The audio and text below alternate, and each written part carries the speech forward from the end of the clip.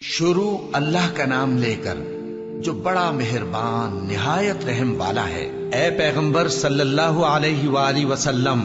مسلمانوں سے کہہ دو کہ جب اپنی بیویوں کو طلاق دینے لگو تو ان کی عدت کو پیش نظر رکھ کر طلاق دو اور عدت کا شمار رکھو، اور اللہ سے جو تمہارا پروردگار ہے ڈرو۔ نہ تو تم ہی ان کو ایام عدت میں ان کے گھروں سے نکالو اور نہ وہ خود ہی نکلیں، ہاں اگر وہ کھلی بے حیائی کریں تو اور بات ہے، اور یہ اللہ کی حدیں ہیں، اور جو اللہ کی حدوں سے تجاوز کرے گا وہ اپنے آپ پر ظلم کرے گا۔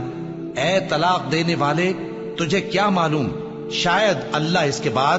رجعت کی کوئی سبیل پیدا کر دے۔ پھر جب وہ اپنی میعاد یعنی عدت ختم ہونے کے قریب پہنچ جائیں تو یا تو ان کو اچھی طرح سے زوجیت میں رہنے دو یا اچھی طرح سے علیحدہ کر دو، اور اپنے میں سے 2 منصف مردوں کو گواہ کر لو، اور اے گواہو اللہ کے لیے درست گواہی دینا۔ ان باتوں سے اس شخص کو نصیحت کی جاتی ہے جو اللہ پر اور روز آخرت پر ایمان رکھتا ہے، اور جو کوئی اللہ سے ڈرے گا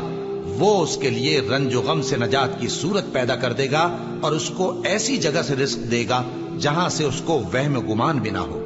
اور جو اللہ پر بھروسہ رکھے گا تو وہ اس کے لیے کافی ہوگا۔ اللہ اپنے کام کو جو وہ کرنا چاہتا ہے پورا کر دیتا ہے۔ اللہ نے ہر چیز کا اندازہ مقرر کر رکھا ہے۔ اور تمہاری طلاق والی بیویاں جو حیض سے نا امید ہو چکی ہوں، اگر تم کو ان کی عدت کے بارے میں شبہ ہو تو ان کی عدت 3 مہینے ہے، اور جن کو ابھی حیض نہیں آنے لگا ان کی عدت بھی یہی ہے۔ اور حمل والی عورتوں کی عدت وضع حمل یعنی بچہ جننے تک ہے،